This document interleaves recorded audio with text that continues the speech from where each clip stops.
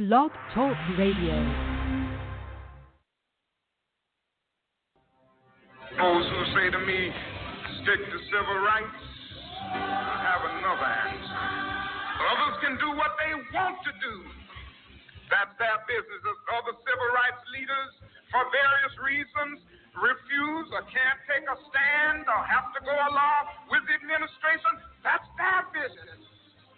But I am afraid that I know that justice is indivisible. Injustice anywhere is a threat to justice everywhere.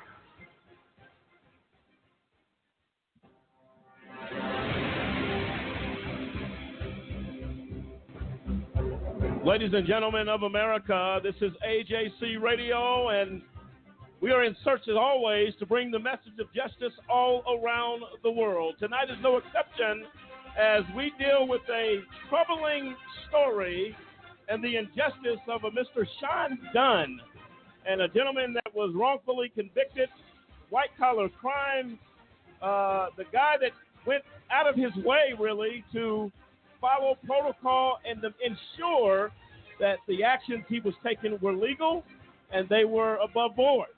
And I'll tell you what, Kristi Dunn is going to be joining us here shortly to get into this story, and we're going to talk about the injustice that there seems to be two types of justices. You have, I think we talk about blind justice, and then we talk about corrupt justice.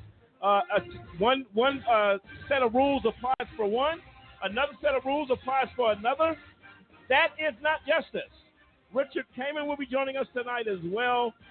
He is an appellate attorney, has been working with Kristi Dunn on this as well. And we're going to also be joined by our old friend who's joined us before, Paul Ciolino, giving his perspective as a forensic civil criminal investigator. Folks, this is unbelievable. And as more and more as we talk about the level of injustice in this nation, it continues. Another story, another case, another family hurt, another situation that cannot go really unspoken to. William, your thoughts as we continually are finding, every day we're finding somewhere where justice has failed because true justice just has not been applied in these cases. No, and you know, you said it. Here we are. We're sitting in a situation where now we're dealing with white-collar crime, where we're talking about, you know, tax evasion or something, you know, something along those lines, where it's dealing with monetary reasons and there was no human harm done, you know, to some extent. But again, the justice system is allowing those that can influence with money and means to get away with or basically purchase their brand of justice, and it's not fair. And so so you're seeing now this favoritism where big business is able to get away with you know, bending the rules, you know, breaking the rules, and then being justified. Where a small business owner, or, you know, a man like Mr. Dunn here, you know, he's not allowed to get away with because he's not operating. Maybe doesn't have the pockets, you know, the Fortune 500. He doesn't have the influence. However, they gauge that, and it's unfair because justice should be blind, and it's not, and we're seeing that. And so, you know, it's sad to say, but more and more, we're seeing our justice system just not being that. It's not being justice. No, absolutely right. And I've had the opportunity to talk with Kristi Dunn about the injustice that has happened here to Shawn. And I'll tell you what, a woman passionate about getting the word out and talking to these issues of what things can be done. Well, one thing that can't be done, you can't remain silent. You have to continue to tell the world what's going on. And you find people wanting to get involved when it basically drops on their doorstep. People then want to get involved. I'm happy that Kristi reached out and we were able to talk about this white collar crime. And talking to Paul, the forensic civil criminal investigator, years of experience in doing research and looking up things and checking things out and following things up. And we had a conversation, he said, very much similar to what we have as far as the IRP 5 case. Same types of situations where you have a double standard in our criminal justice system. Cliff, this is something that has to be spoken to, has to be brought up, because it seems like the white-collar crimes, you find a lot of people that are innocent there.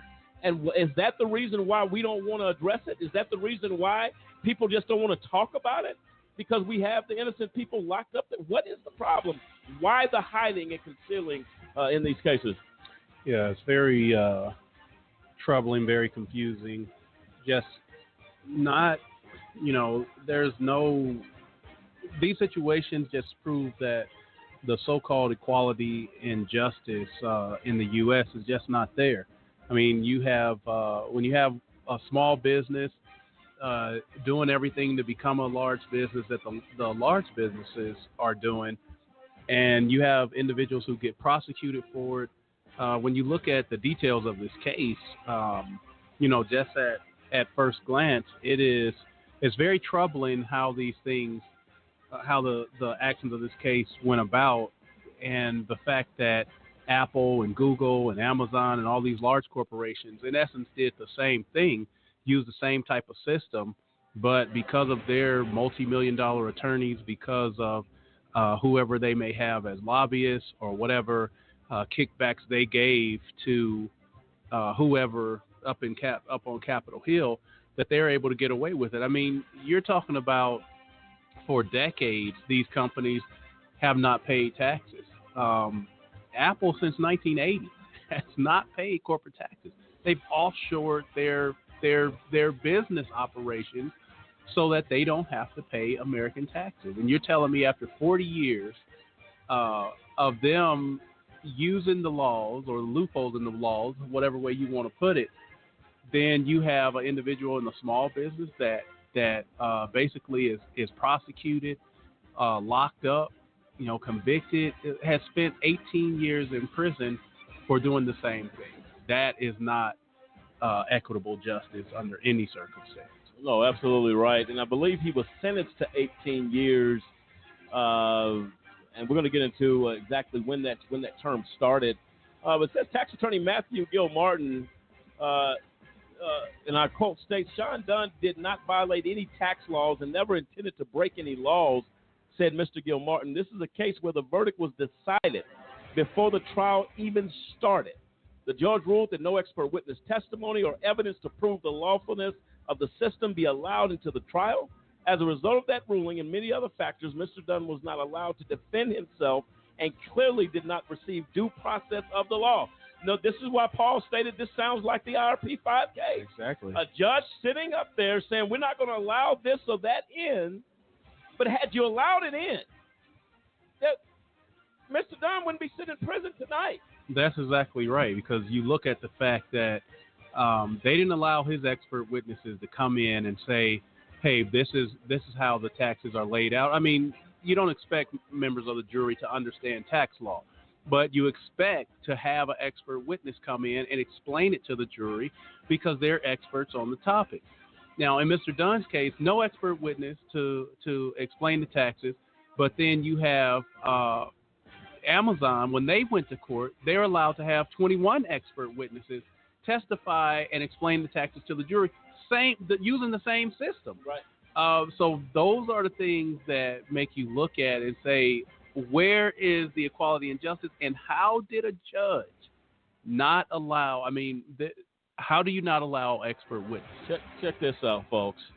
Former IRS agent and forensic tax expert Dr. Fiona Shin of Fiona Shin Consulting conducted an investigation into the case.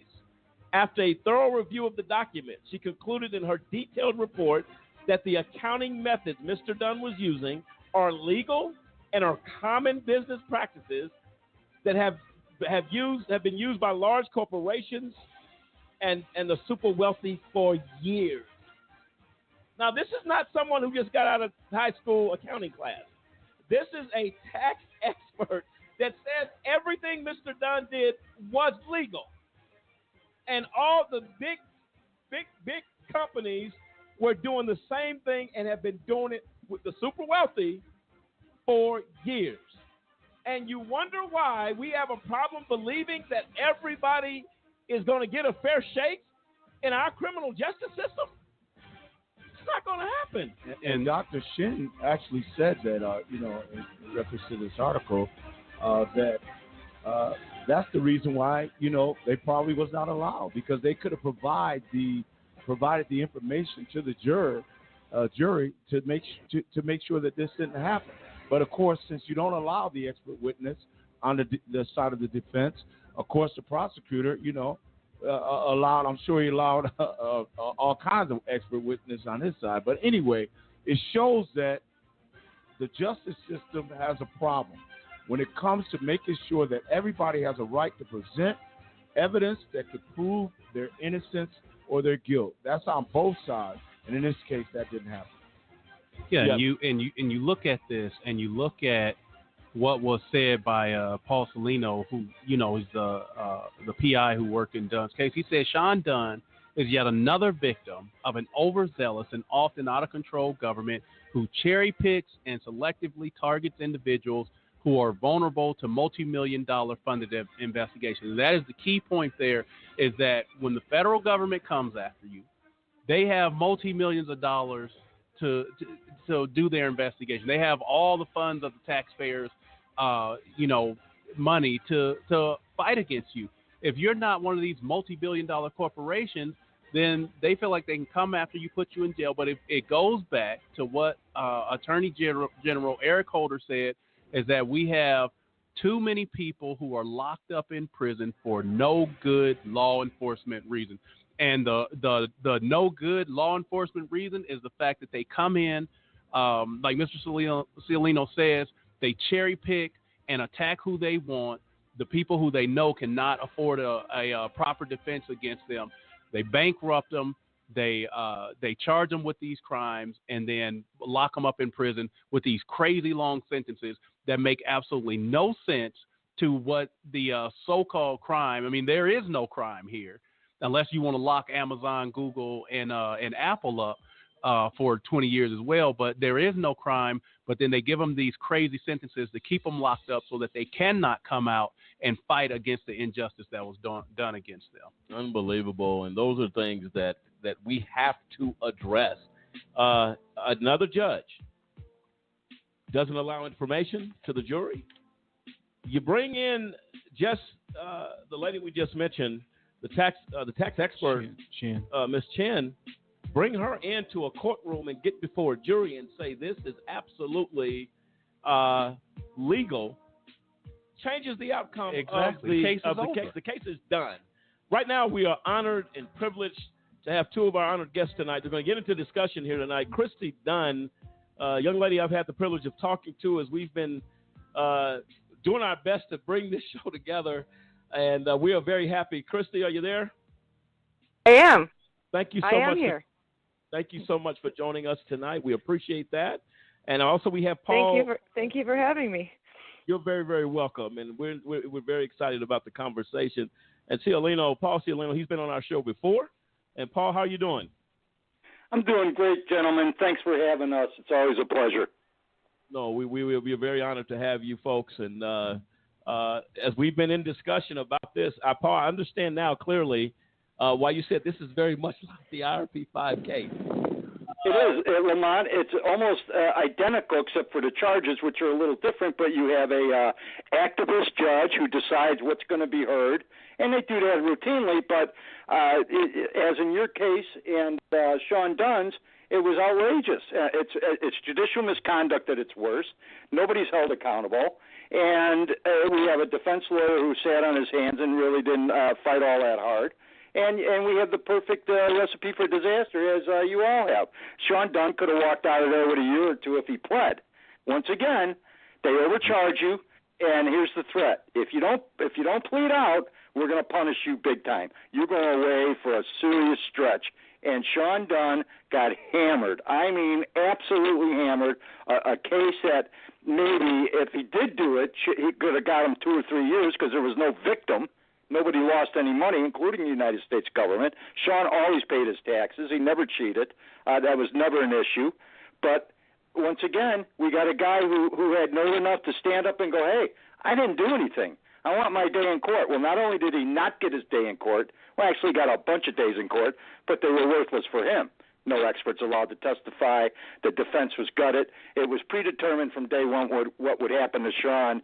And, of course, worst-case scenario, did happen. Oh, absolutely. It's tragic. It makes you completely, really angry as we continue to see this. And Paul, we're going to definitely get more of your perspective on this. I want to ask Kristi real quick. Kristi, introduce yourself to our folks really quick, and why this is so important to you. I believe this is personal as well. And talk to our listeners, introduce yourself, and we're going to get into this discussion with you and Paul, and ask some questions here of how in the world does this happen as we are faced with that question again in the Shawn Dunn case. Sure. Well, I'm Kristi Dunn Kucera. I'm Shawn Dunn's sister. And this is obviously very important to me because, it's personal. He's my brother, and I know him very well, and I know absolutely, and I know all families think that their family member is innocent, but, I experienced such huge miscarriage of justice, and I know my brother, and I know everything that happened, and I know he did nothing wrong. And so the thing is, when this first happened to us, I thought we were kind of unique and it was like a fluke, but then I realized the more I learned about this isn't unique, that this happens to people all the time. Like what Paul was saying, if you don't take a plea deal, and it's called the trial penalty, I guess, if you go to trial, they punish you with these excessively harsh sentences. So, I'm trying to get my brother out, early or, overturn his conviction. And, I've got the equivalent of DNA with Dr. Chen's forensic tax report exonerating him. I don't know if that will happen, but I'm also trying to spread the word and, explain to people that it's not like what you see on the TV shows. It's just not. Unfortunately, it's not fair. It just isn't. No, absolutely right. And as I was talking to you earlier, we talked about that, and this is what really gets you. The good guys that are out here really just trying to achieve the American dream, to be successful in business, to do these things, and to have to be thanked by your United States government with a jail sentence. We want to take a moment and thank you for being inspired to pursue the American dream. You're in cell block D. This is right. Stuff. It's absolutely insane to me, and it seems like the good people that are doing things. Shawn was doing nothing wrong here. In my understanding, Kristi, he went out of his way to ensure that he was taking. Tell the folks a little bit about that. Sure. Well, he was first introduced to the system, which was called Aegis. He had been invited to a workshop, so he took his tax attorney with him to the workshop. That's the first thing he did. Does that sound like somebody who doesn't do research? I don't think so. After he went there, she thought it was worth looking into. So then he conducted his own research, and he ran it by probably 30 to 50 CPAs, 30 to 50 additional tax attorneys. He wrote to the IRS. He wrote to the Secretary of State saying, does this sound okay? This is not somebody who just jumps in to anything without doing research, and it was new. And so, that's how thorough he was. And when they raided his office, I just learned this recently, when they came and raided his office, they took everything out of his office except for the research materials. And that made a red flag go off, because that made me think they didn't want to have any evidence in their possession to show that he did do research. I can't prove that, but that just seems like that's what they were doing. But right. Yes, he did do research. He went out of his way, and none of that was allowed in the trial. So let me make sure I'm clear on this. Research means due diligence. Research means before I make a decision, I'm researching what is the right path to take. And you talked about the number of accountants, of people that he called. Listen, let me ask you a question on this, Kristi and Paul. Was intent allowed in the jury instructions? Paul, do you know intent? Okay. They got around intent by using an ostrich instruction, which I guess means they allegedly should have known what they were doing, and they quote unquote buried their head in the sand. So I'm not. If Rick Kammen comes on, he'll probably be able to talk more about the law. But that was Shawn's appellate attorney. But from what I know, that's how they got around intent, because they're clearly was no intent to break the law. You know, I mean, how can you say somebody had the intention when they have researched and interviewed all these other people that are experts? Well, even better yet, when they call the IRS, when they write them, when they go see them and go, can I do this? Can I teach this to people? Is this a bona fide financial instrument that can be used by regular middle-class Americans?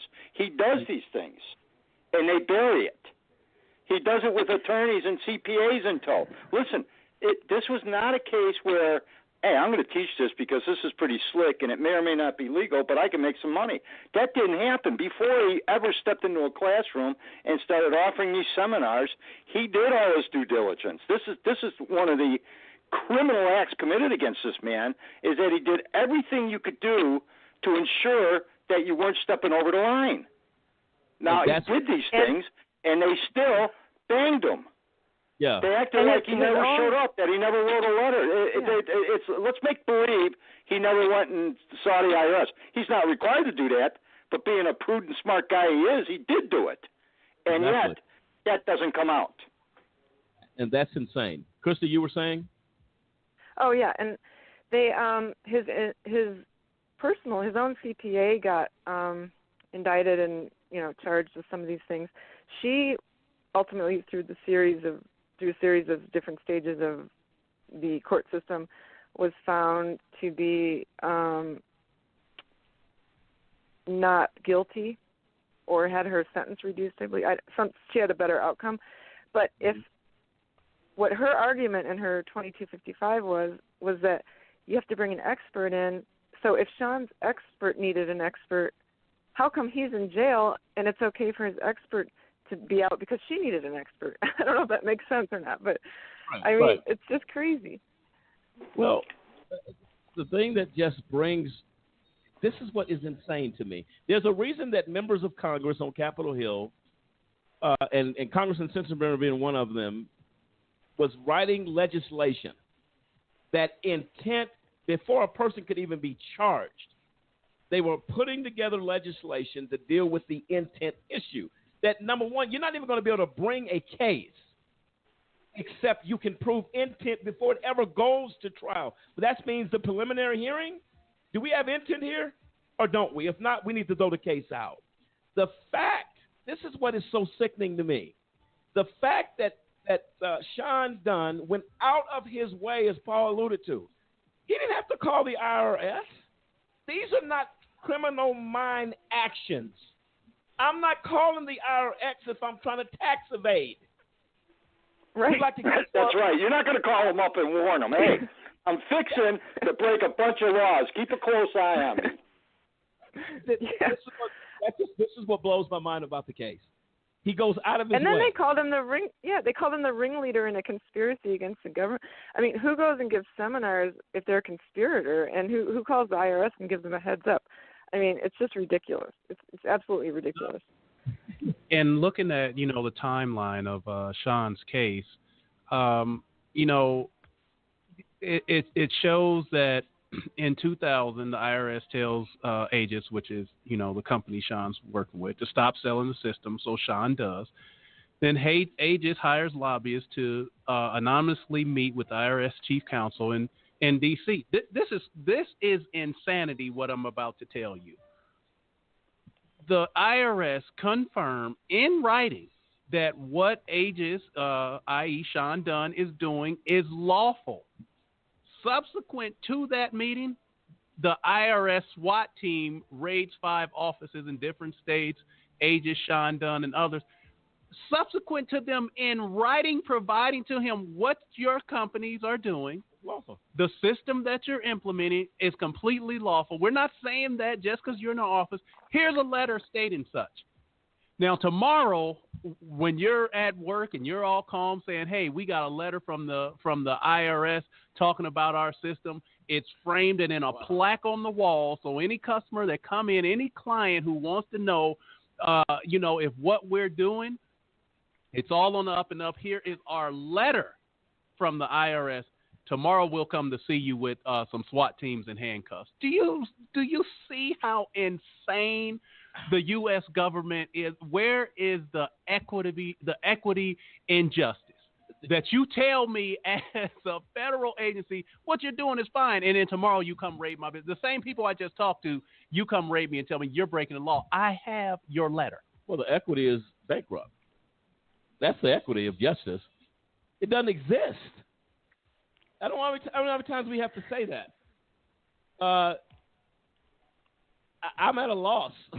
I'm at a loss. It exists on paper, gentlemen. In reality, it does not exist. And if you're targeted by the United States or even a local branch of government, you're in big trouble. You have a problem. And I want to talk about the human aspect of this case because I meet Kristi Dunn, and, my first impression is the woman is nuts, right? Well, she was nuts. She's nuts with grief. She's nuts with injustice. She's nuts with a whole bunch of issues. And of course, over the many years I've been involved with her now in her brother's case, she's not nuts. She's damaged goods. I mean, here's a woman who has a great career, had a great career in PR, had a vibrant career, worked for big-name people, had a great life, has a family, has a husband, has a daughter, and as you all know, these things go to the second and third tier of your life because you get overwhelmed with trying to get justice for a family member. Kristi and Shawn have a great relationship, always had, and in my experience in wrongful conviction cases, there's always some nutty sister, brother, relative, wife, husband who's leading the charge, and Kristi is the nutty one who's led the charge. I mean, who's literally sacrificed her health, sacrificed all the joy in her life. As you guys know, it's tough to enjoy a meal while this is going on. You're getting ruined financially. Kristi is raising money any way she can. Every penny she earns goes towards her brother's case, towards lawyers and investigators and experts, and getting the word out. And you guys have all done this yourselves. So I'm speaking to the choir, but in this, the general public has no idea how this ruins not only the guy who gets locked up life, but an entire family, second, first cousins, brothers, sisters, nieces, nephews, children. It just is never ending, and this is maybe more tragic than even, you get locked up, you learn how to do time. You have to do it. You don't have a choice. You learn how to do it. You make the best of it. Right. And if you talk to Shawn, he's got great stories about being locked up. I'm sure he'd prefer not to be, but he has managed and learned how to be productive and do what he has to do to survive. You have to do that in order you don't get him out of there in a box, right? But the family, Kristi, her husband, her daughter, they are just, every day is a terrorist attack in their home by the United States government. Every day. It's never ending.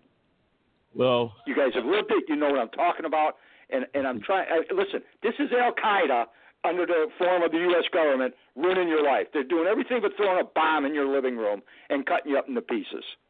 Absolutely. This is what you're dealing with. Well, listen, we're going to get into more of that. Kristi, I have your resume, unofficial, if you will. I'll tell you what, Paul, he's telling the truth. Kristi Dunn Kucera has more than 25 years of experience in public relations, entertainment marketing, event planning, film production, has worked for the global PR firms including Ketchum Public Relations, Hill and Knowlton, PMK, B&C. She has worked with for Fortune 50 companies, including Nike, Motorola, Wendy's International. That's some good company when it comes to what Kristi has done. We're going to get into that a little bit, Kristi, how this has affected your life. We also have the interview with Patrick McDonald we're going to play, as well as the Shawn Dunn phone call, Kristi, as well.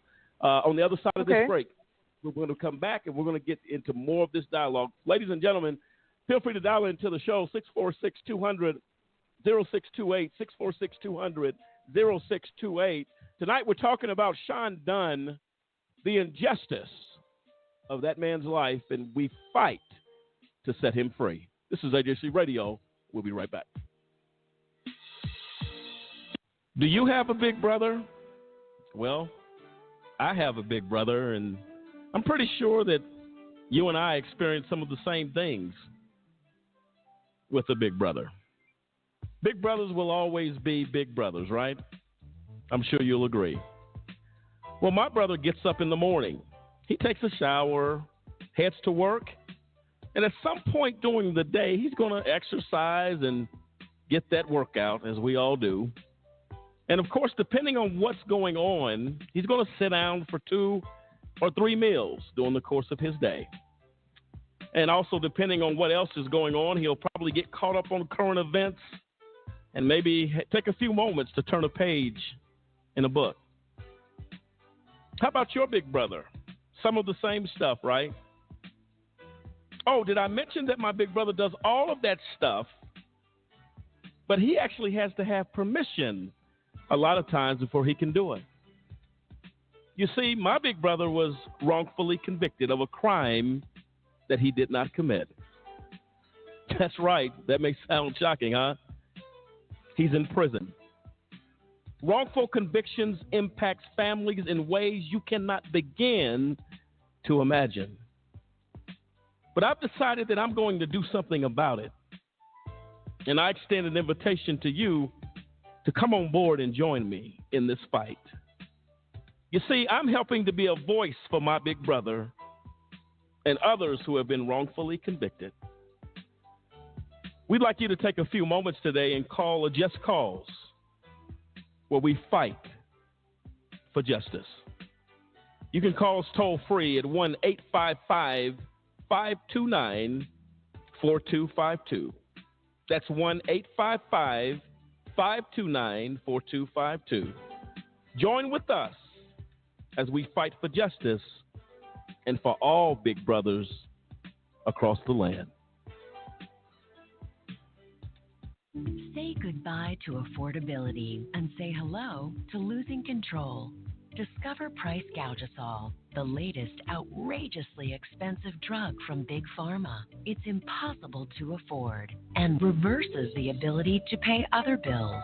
Because drug companies raise prices to pay for commercials like this one, side effects may include overdrawn bank accounts, bad credit scores, higher healthcare costs, children who don't get Christmas presents, and in some cases, the need to stop taking your medicine. If you experience any of these side effects, contact your financial advisor right away. Out-of-control drug costs are no joke. Yet 9 of the 10 biggest pharma companies spend more on advertising than research and development. Let's solve the cost crisis now. Visit csrxp.org.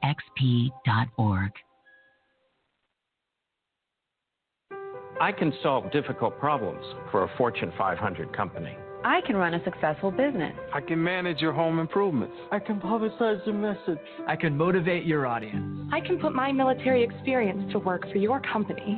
I can teach your children. I can boost your bottom line. I can add value to your workplace. I could be a loyal and productive employee. But I can't put my skills to work for your organization if I'm not given the opportunity. If you don't recognize my talent and ability. If you don't hire me. If you don't have an open mind and a workplace that's open to everyone. If you don't realize that America works best when everybody works. What can you do? What can you do? What can you do? You can remember that it worked. It's what people can do. It's what people can do that matters. Nearly 50 million Americans have disabilities.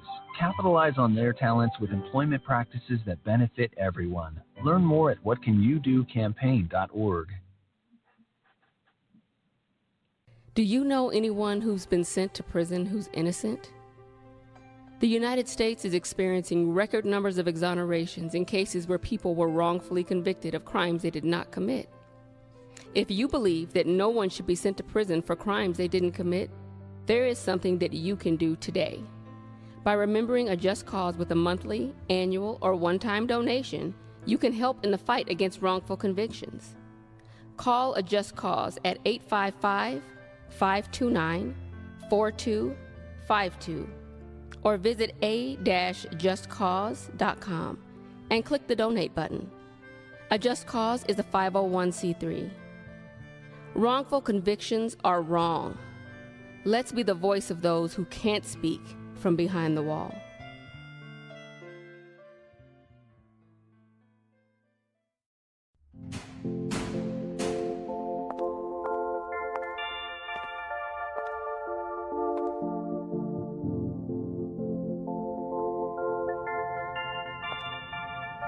You can't sit here. Don't add her to the chain. It was just a joke. We're not friends. Why are you talking to me? He started it. She's so gross. Lame. Loser. Weirdo.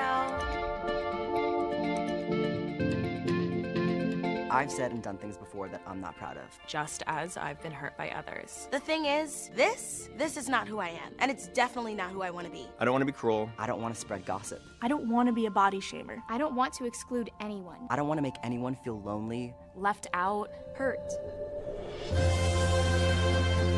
We have the power to be more. We can create a kinder world. It's not that hard. We just need to stop. Take a moment and consider others before we speak. And before we act. Be more. Be more. Be more. Look, right now, while you're looking at this on your screen in your hand or on your computer, there's somebody just like you who's sitting in a prison cell. And they didn't do much more than you did, some crazy weekend. You didn't get caught. They got caught. And they can never get uncaught.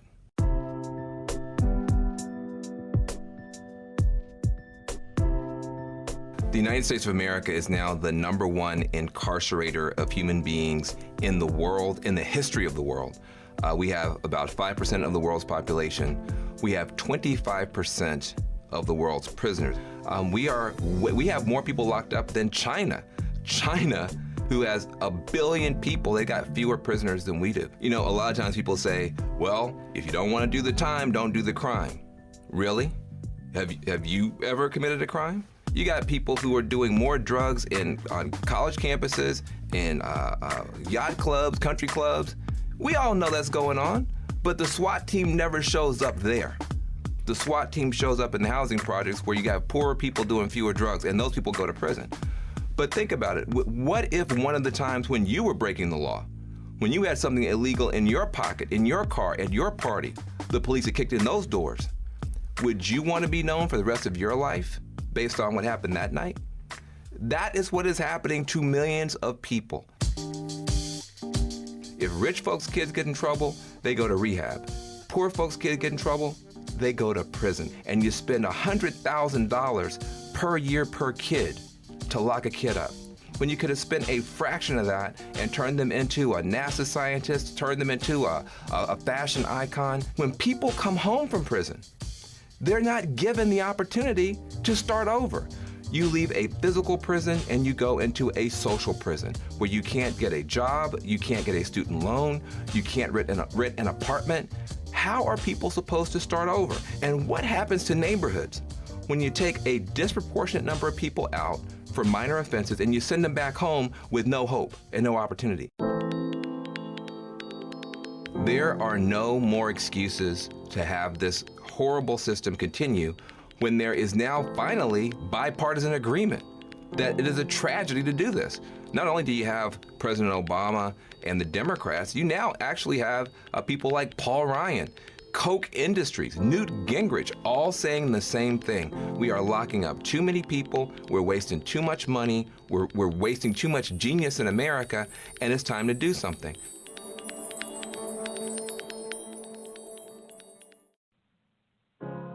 You're broken down and tired of living life on the merry-go-round. Ladies and gentlemen of America, this is AJC Radio.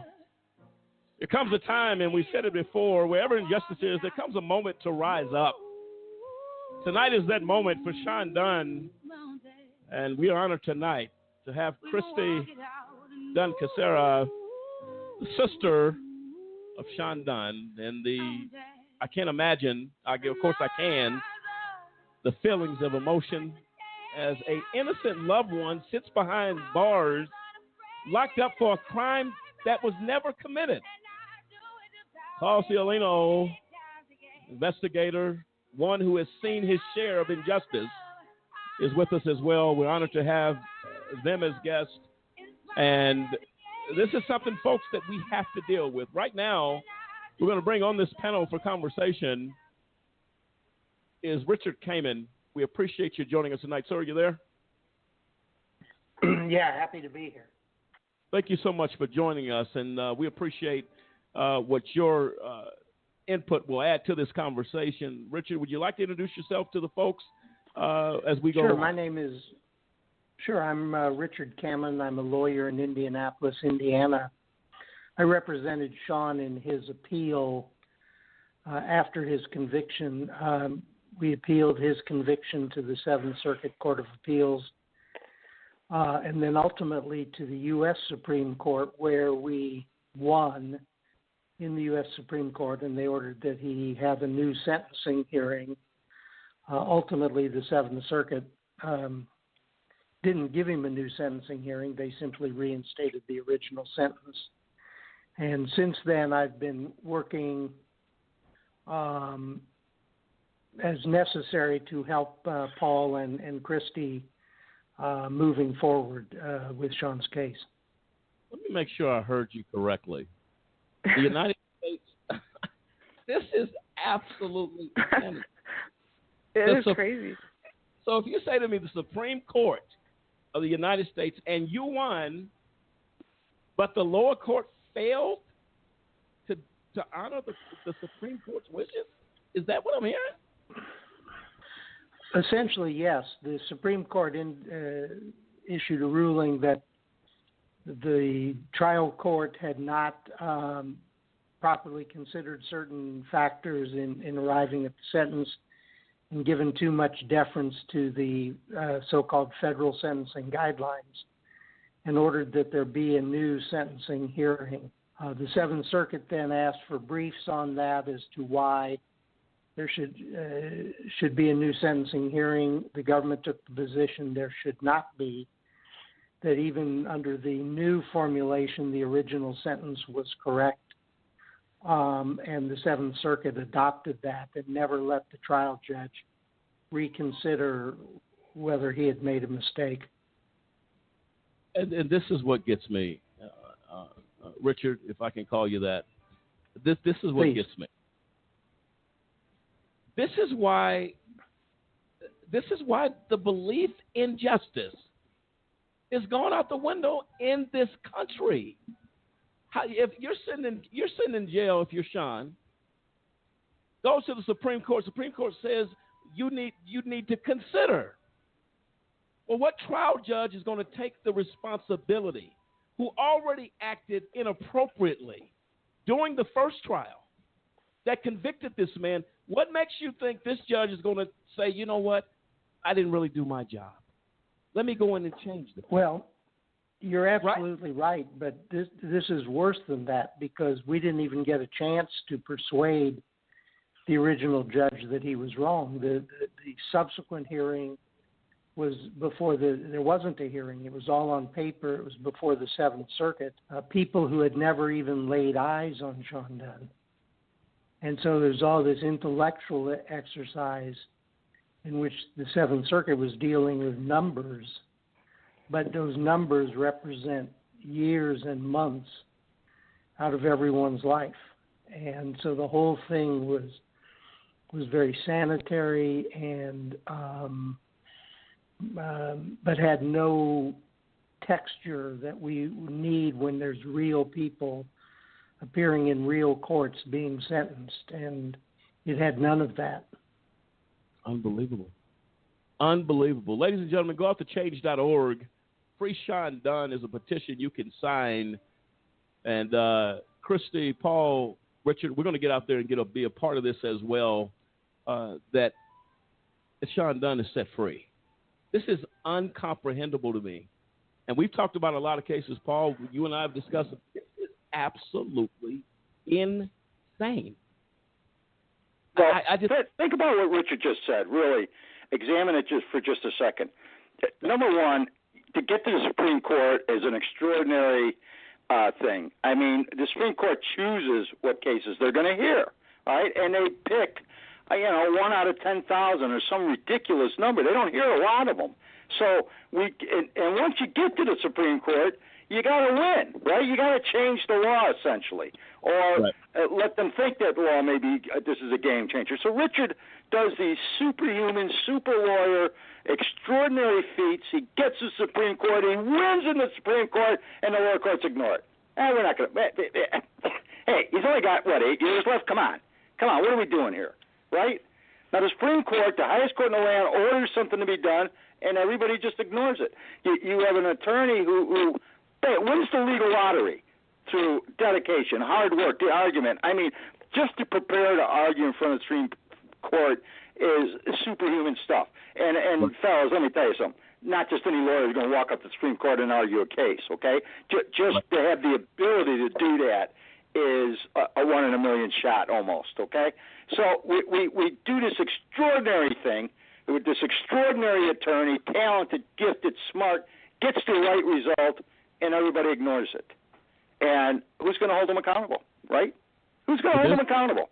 They're not held accountable. That's the problem. That's the problem. And how do you ignore the Supreme Court of the United States? Well, they did it, didn't they? They did it, and no one's holding them accountable for it. Oh, absolutely right. Listen, really quick, folks, we're going to play, Kristi, if it's okay with you, that phone call between you. Is that between you and Shawn? Yeah, that was just a couple weeks ago. Okay, we're going to play that. I want to get comments on it. We're going to talk about it. And we're going to talk about how do we dig into this battle to free Shawn Dunn. This is unbelievable. You'll hear that more than once before this show's over. Let's hear that interview right now. We're going to come back and have a discussion.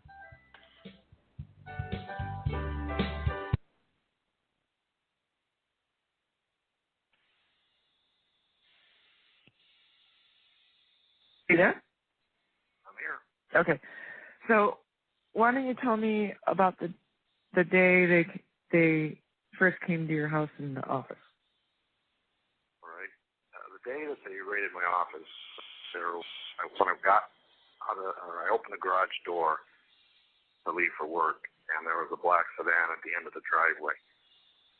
And they approached me, two men, and identified themselves as criminal IRS agents. And they asked me, "Are you Shawn Dunn?" "Yes." "Are you involved with business trusts?" I said, "Yes, I'm involved with business trusts under 301.7701-4B of the Internal Revenue Regulations." They said, "Are you involved with charitable trusts?" I said, "Yes, I'm involved with charitable trusts under 4947A1 of the Internal Revenue Code." And they asked me one or two other questions, and I said that I need to get to work and excuse myself.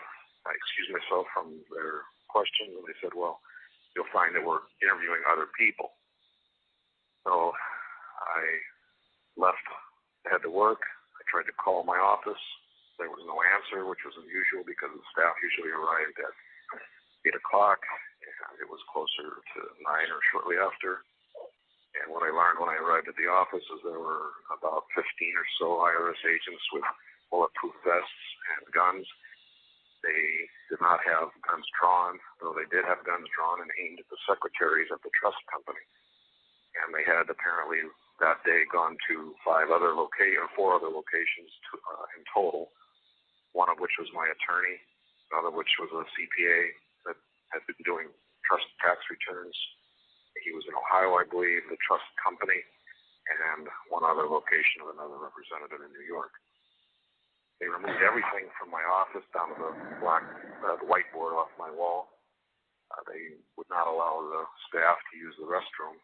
After I arrived, then they allowed the staff, and they allowed me to leave. And they were there taking and removing all the computers, all the files, filing cabinets, the Rolodexes, everything in the office except for the research materials related to the trust, ironically. They were there for 12 or 13 hours. I think they packed up and finally left. They called my assistant around, I think it was close to 10 o'clock at night, saying they were now leaving. And the staff, when I arrived there, had said to me, "Well, are we out of business? Should we not show up for work on Monday?" I said, "Be here bright and early. We didn't do anything wrong. We'll be up and running again on Monday morning." So all right. In summary, what happened that day, April 2004. Okay. When this happened, you decided to get a lawyer and go to trial. Now, not having the knowledge you have now, can you tell us how you believed in the system and thought, when this first happened, you think, well, it's going to work out because I didn't do anything wrong. I'm going to go to trial. The facts will come out. Can you talk a little bit about that and how it's a lot different than people think? What I believe is that we and the court system would protect us from misconduct by government agents. Completely mistaken in believing that. The misconduct that they engaged in was something that I never would have believed was possible in our country.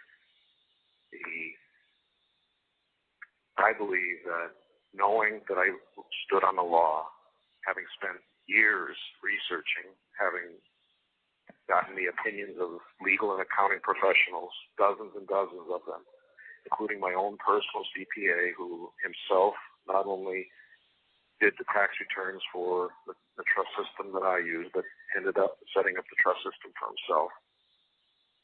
Having invited as many attorneys and CPAs as I could to This call is from a federal prison. learn how the trust system worked so that they could decide for themselves whether it was something that made sense and whether they would want to be involved in doing the legal and accounting work.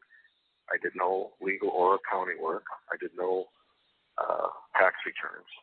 And yet, despite the testimony at trial, that I had not aided or assisted the people who they were examining as witnesses at trial, I was still found guilty of aiding and assisting in the preparation of tax returns. The kind of things that I've learned since the trial have simply reinforced the way I was treated at trial, that the misconduct that people in government agencies get away with is treated as an error in judgment, while they, having relied upon the law and an expert opinion, I'm prosecuted for a crime. And that isn't the way this is supposed to work. By reversing at trial and flip-flopping the fact that we were guilty until proven innocent, they had made, the only thing they had to do was demonstrate that we used and sold the trust, so that I used and sold the trust. And that was not a fact that was in dispute. They didn't take into account your intent either, right? Like, I mean, it doesn't make sense if you're doing research and asking lawyers. That's not really an intent to break a crime, you know? Well, they removed intent by something called the ostrich instruction and declaring that we should have known what we were doing was illegal because we put our heads in the sand, allegedly, and that made us guilty even though we had relied on legal and accounting opinion as well as the law itself. And that's backwards. Yeah, that is backwards. Okay, when you saw all the news come out about corporate inversion, This call is from a federal prison. What was that like? Did you like a bell go off? Like now it's in the news. When I saw the news come out, the recording interrupted you. Yeah. Oh, okay. When you saw the news come out about all of the different companies using corporate inversion, did that make a bell go off? That you realized that not only did what you do was legal, but that it's been going on for a long time, and major corporations are doing it too, in terms of one aspect of what you were doing, I guess, an international part?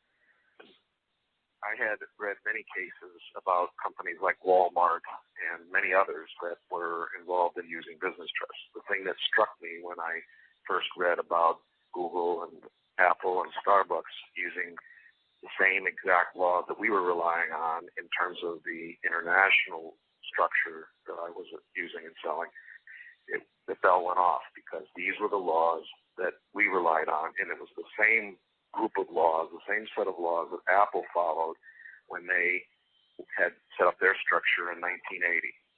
And the arrangement that they used followed the identical laws, and yet we were prosecuted. And when the senator who was leading that committee came out and said, Apple has declared that they are a tax resident of no nation, and that what they did was, there was nothing that they did that was unlawful. It was strikingly evident that there were two different standards, or two different systems. One for the group of people who were the Fortune 500, Fortune 1000, and another 1,000 or so private companies. And then there was the standard that was set for the rest of the American people, the flyover country, so to speak.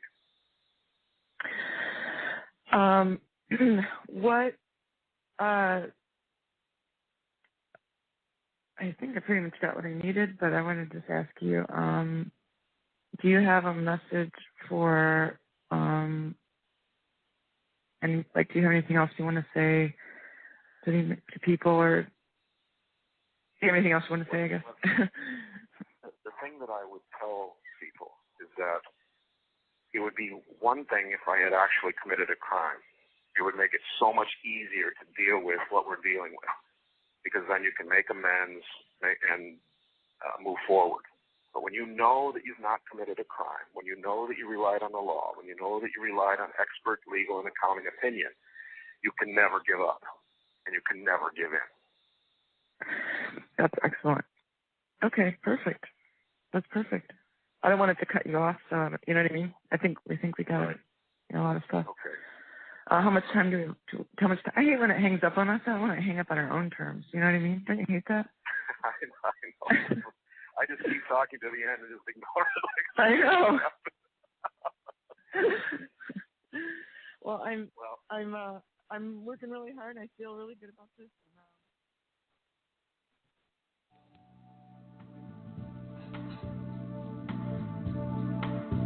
Newly discovered evidence surfaced in 2013 when the Apple tax investigation began proving that not only what Mr. Dunn and his colleagues were doing were legal, but it was identical to corporate inversion. Corporate inversion, also known as double Irish, has been confirmed to be legal by President Obama, President Trump, Treasury Secretary Jack Lew, Treasury Secretary Steve Mnuchin, and various other public officials.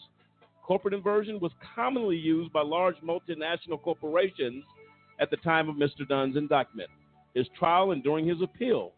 As a result, Mr. Dunn, who is now in the final stages of his appeal, is claiming actual innocence in an effort to seek justice and overturn his now provably wrongful conviction. And want to get that bit in there.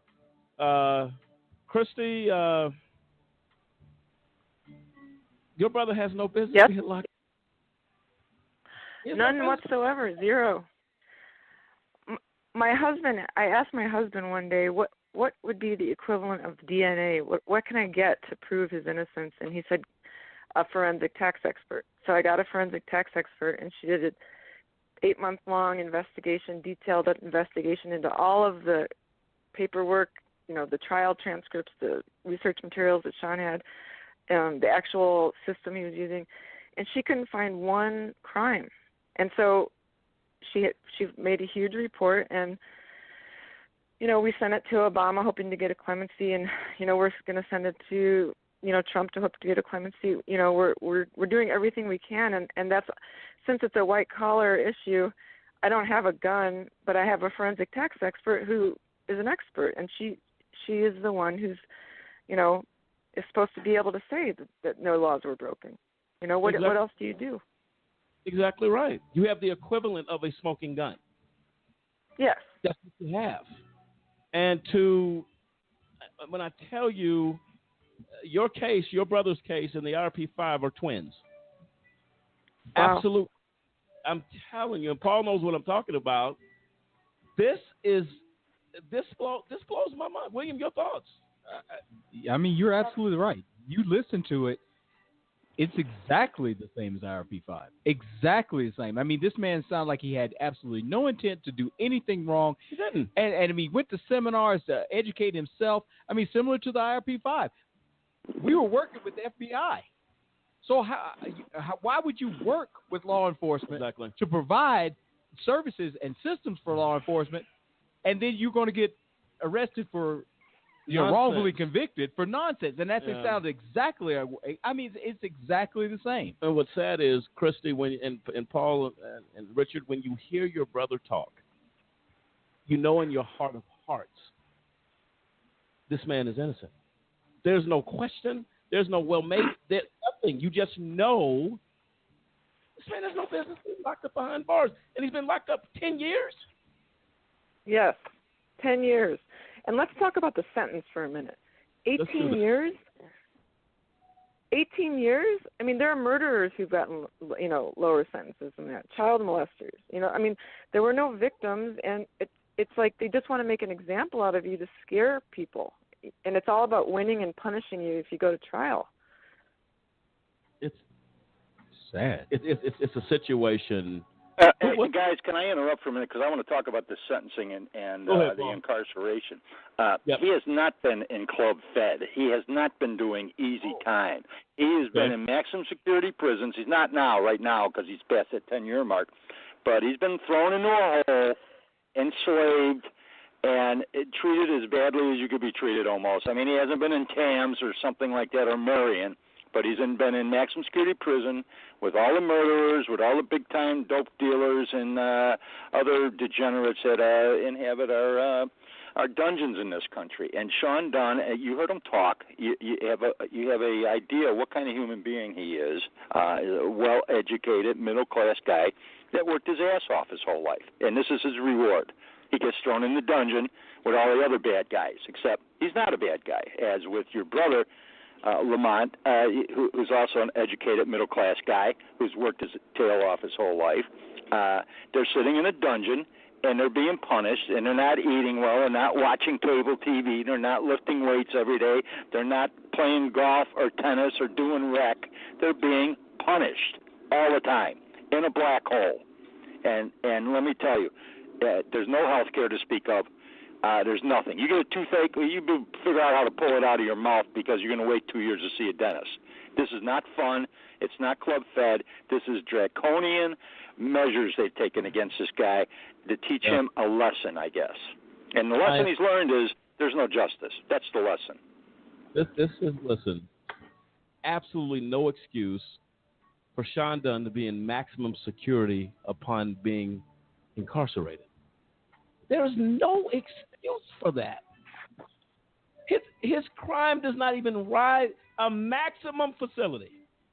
Max. When they dropped him off there, the two guys that took him there said, "Oh, we ran out of IRS beds," and they started laughing when they threw him in the scary one. That they think it's so funny, you know. They're messing with people's lives. It's a tragedy. Listen, let me tell you something. Well, actually, I don't know if you can hear me. Actually, it's worse than that because the federal government has a program in which the U.S. attorneys can essentially lobby the Bureau of Prisons to ensure that people get harsher treatment. And it would not surprise me at all if that didn't happen in Shawn's case. Because as Paul and Kristi have talked about, I mean, there's a huge trial tax imposed on Shawn and the others for going to trial. And part of that tax often is that the U.S. attorney then weighs in to ensure a more harsher placement. So all of this is part of the same, as Paul says, draconian measures imposed on somebody, really to punish them for standing up to the government. And you know what? That type of a behind the cover, under the cover acts by the U.S. attorney and with the Bureau of Prisons, that is sick. I mean, I don't even know what else to say to that. That is sick, and it's unheard of. A man with a white collar crime ends up in maximum security. I've never heard of that. But if you say there's a hidden good old boys club with BOP and U.S. attorneys, that's well, Shawn Dunn ended up in a very, very serious institution. Yeah. Now, part of it was the government would say it's because he got an 18-year sentence. No. But of course, he shouldn't have had an 18-year sentence. But that's another piece of it. But there was simply no reason for him to be in any place other than a minimum security institution. Yeah. His first year in, there were no windows. He was in a room. He didn't see the sun for a year. 40 guys and like one toilet. It was just awful. Like torture, psychological, and they were scary people, you know. No, absolutely. This is wow. You guys got a few more moments. I'd like to bring you back as we continue this discussion. This is why your voice cannot be silent, ever. for what this cover-up and what this government has done to Shawn Dunn is horrific. What they've done to the IRP-5 is horrific, and we must cry out against it. And can you guys come back with me, or are you limited on time? We're here. I'm here. We're here. We're here. Thank you, guys. We appreciate it. Ladies and gentlemen, this is why we talk about you do not have the right to remain silent. Shawn Dunn, you can only imagine if you haven't experienced yourself 10 years and to be put in a maximum facility not to see the sun for over a year because he sought out the American dream. This is how they paid him back. Go to change.org, look for free Shawn Dunn, sign that petition, will you? We have to fight the fight. And Shawn Dunn's own words, you never stop. We'll be right back. This is AJC Radio.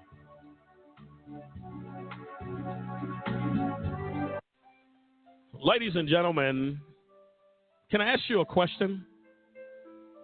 Did you know that there are over 2.4 million people behind bars in the United States? I'll ask you one more question. Were you aware that that is the highest number of people behind bars in the entire world? The United States makes up of only 5% of the world's population, but we have over 25% of the world's prison population. America prides itself on being the most advanced and progressive nation on earth. However, sadly, we are also the world's most archaic. I'm going to give you a personal invitation to get involved with the fight against mass incarceration. Take a few moments to call 1-855-529-4252. That is a just cause. And we fight for justice. Again, call a just cause today. Don't delay. Call 1-855-529-4252. It is time, and I say high time, that we take America's incarceration seriously. Won't you join us? Call today.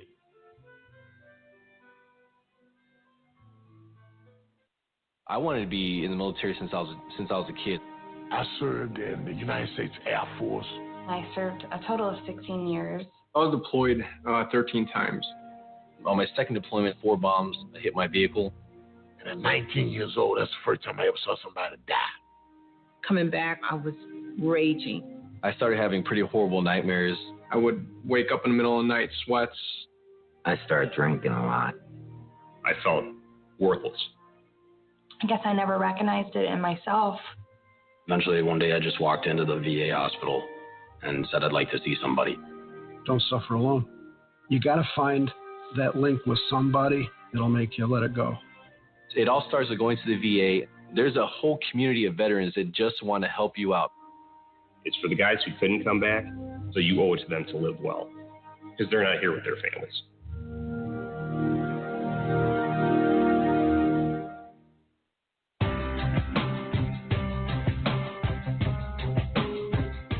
How often does our justice system get it wrong, convicting innocent people of crimes they did not commit?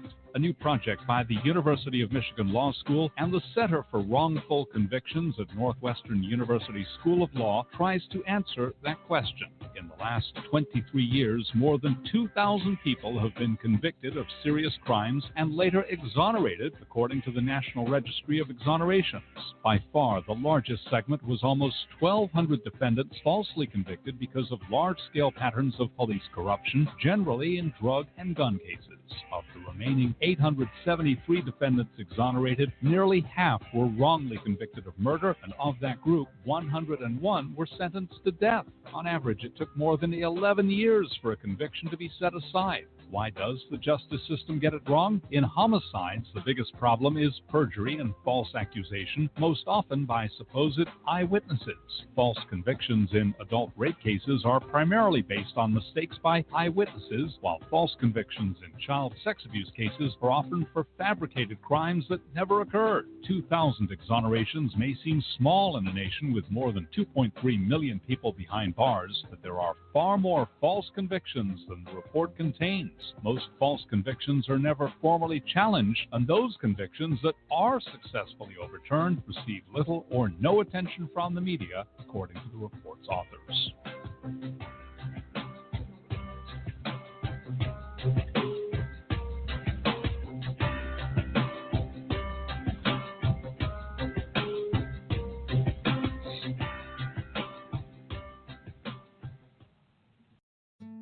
Let's just be honest. When we look across the street to the Supreme Court and we see equal justice under law, when you have drug laws so severely, disparately enforced against some groups, let's take African Americans, for example, there's no difference between black and white marijuana usage or marijuana sales, in fact. But blacks are about 3.7 times more likely to be arrested for it.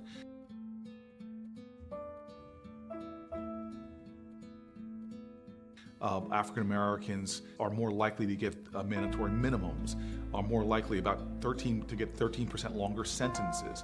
And it's created these jagged disparities in incarceration. In my state, blacks are about 14% of the population.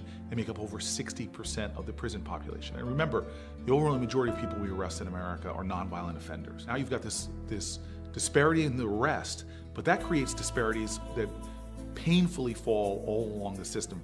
When you get arrested for possession with intent to sell, do it in inner city, now you're within a school zone. So now you have faced an even higher mandatory minimum. Now you're 19 years old with a felony conviction, possession, intent to sell in a school zone. Forget even all that. If you just have a felony conviction for possession, what do you face now? Thousands of collateral consequences that will dog you for the rest of your life. You can't get a Pell Grant. You can't get business licenses. You can't get a job. You're hungry, can't get food stamps. You need some place to live, you can't even get public housing. And what that does is created within our country concentrated areas where you have massive levels of men being incarcerated. You create a caste system in which people feel like there's no way out. And we're not doing anything as a society like we know we could do, because there's tons of pilot programs that show if you help people when they are coming back from a nonviolent offense, that their recidivism rates go dramatically down. If you don't help them, what happens is, left with limited options, many people make a decision to go back into that world of narcotics sales. What's more dangerous to society? Someone smoking marijuana in the privacy of their own home, or somebody going 30 miles over the speed limit, racing down a road in a community? What is more dangerous to society? But yet that teenager who makes a mistake for doing things the last 3 presidents admitted to doing, now they have a felony conviction because it's more likely they're going to get caught.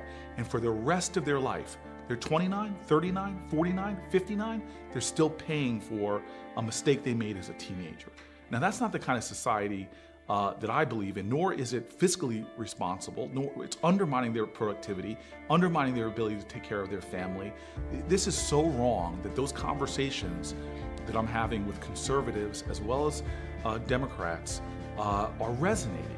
And so when you have people like Rand Paul standing up and talking about racial disparities in incarceration, this convergence in understanding of fiscal conservatives, of Christian conservatives, of libertarians, shows me that this is a time of great hope for our country. And so I'm not going to question people's motives. This is one of those issues like the civil rights movement in the 1960s, where it should pull all Americans together to say enough is enough.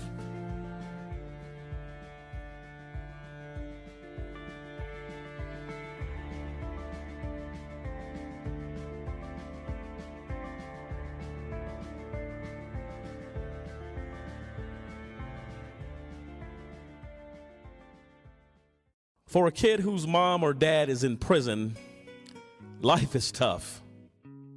Now add a wrongful conviction to that, life just got a little bit tougher.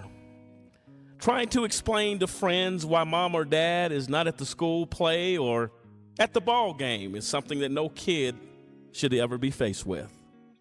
Especially if mom or dad is innocent. Ladies and gentlemen, get involved today to stop the epidemic of wrongful convictions. By remembering a just cause with a monthly, annual, or one-time donation, you can help in the fight against wrongful convictions. Call a just cause today. 1-855-529-4252. We seek justice for the children as they go to bed at night and mom's not there. Dad's not in the other room to make them feel safe. Not because dad or mom did anything wrong, because justice could not be found. Join us for the children, for they truly are our future.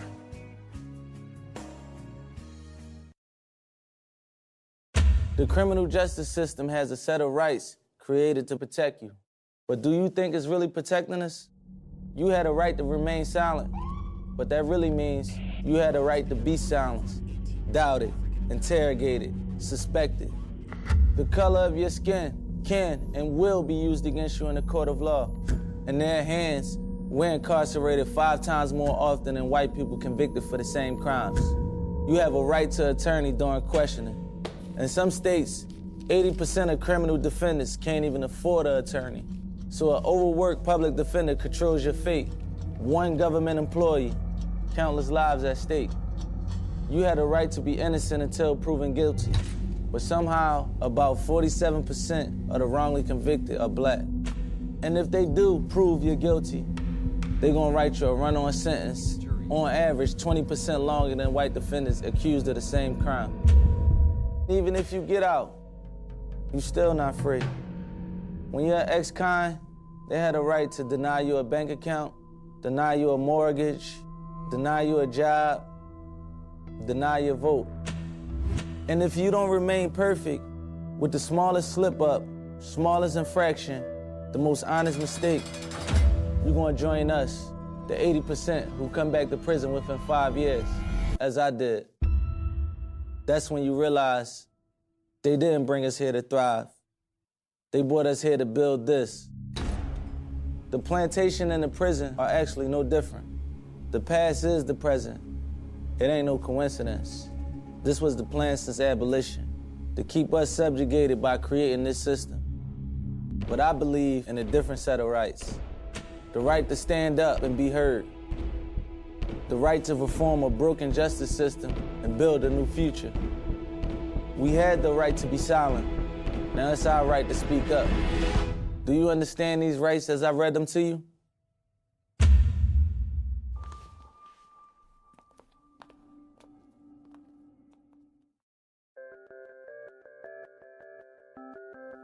The racial composition of the prison population in the United States is very different from the population at large.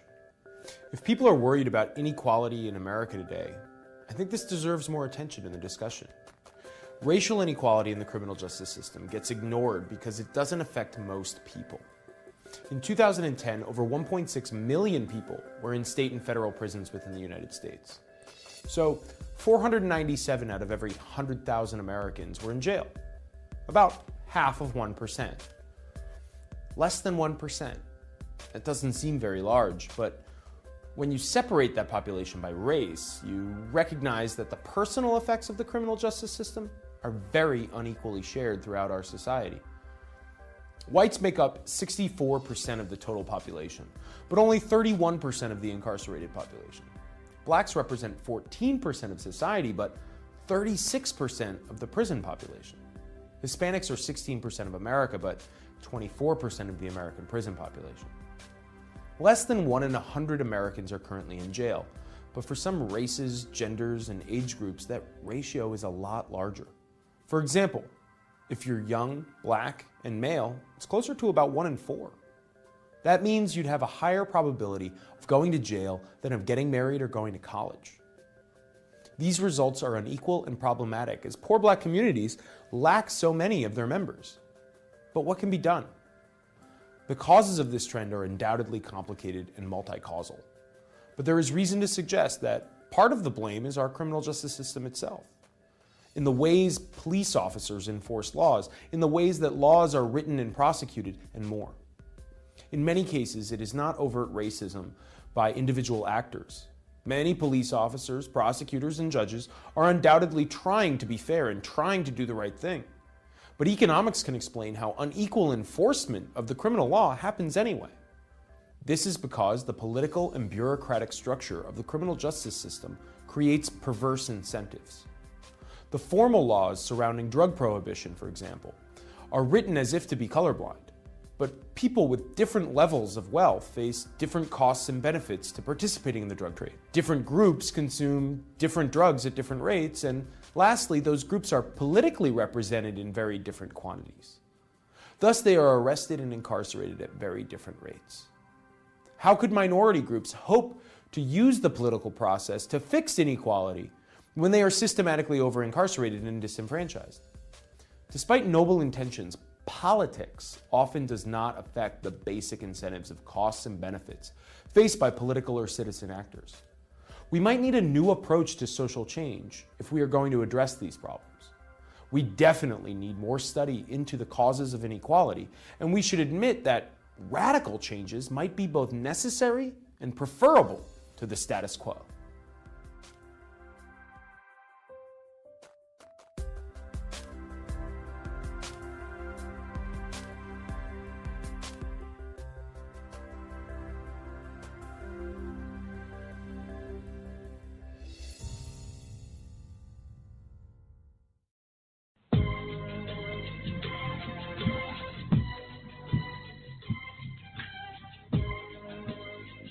Ladies and gentlemen of America, this is AJC Radio, and we're back tonight.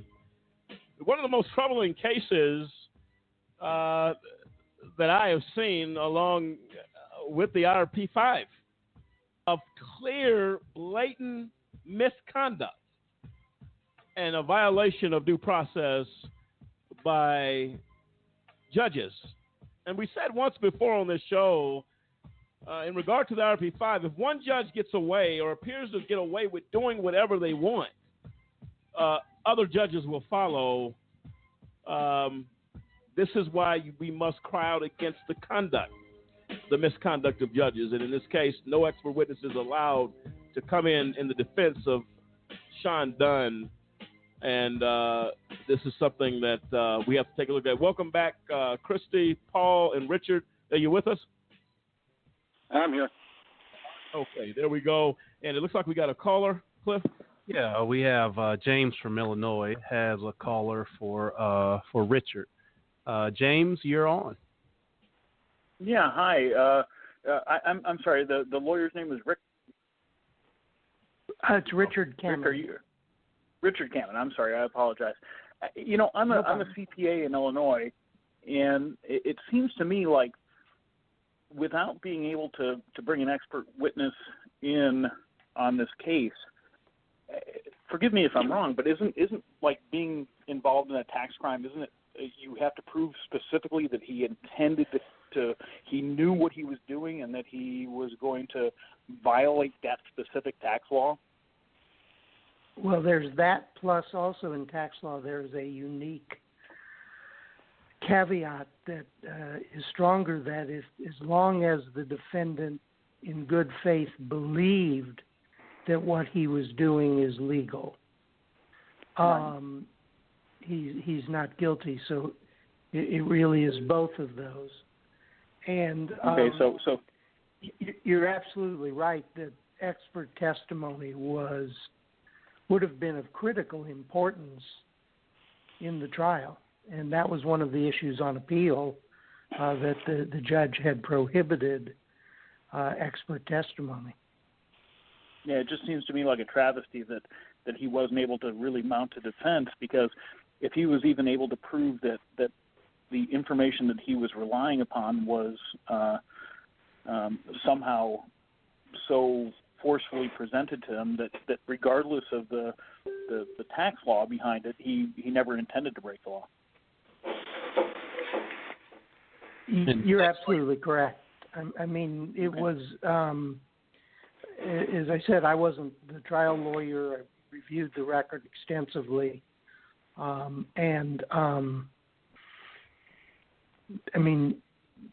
There should have been expert testimony. The judge was pretty clear that it would not be allowed, but one of the issues, of course, was what efforts were made to present it.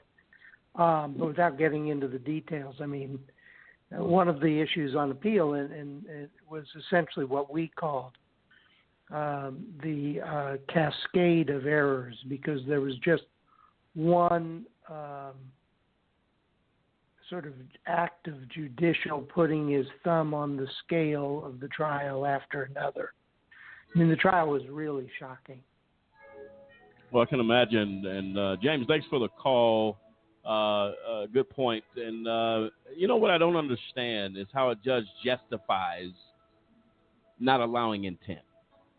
What harm would it cause for a jury to say, did you intend to do this? That, to me, the laws need to be changed. Go ahead. Think about it, too. Think about it, too. The judge said your system is illegal. You're not allowed to bring any laws or expert witnesses in to prove the legality of the trust.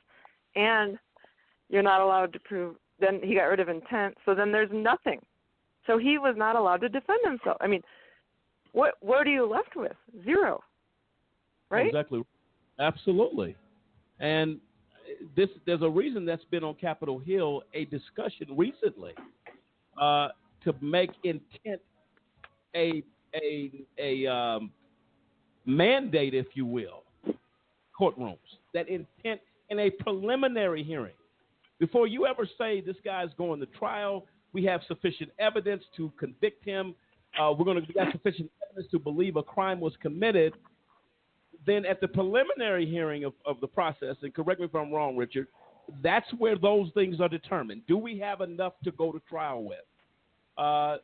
This is the argument that members on Capitol Hill are saying at that point, intent must be put on the table at that point. Richard, your thoughts about that becoming law?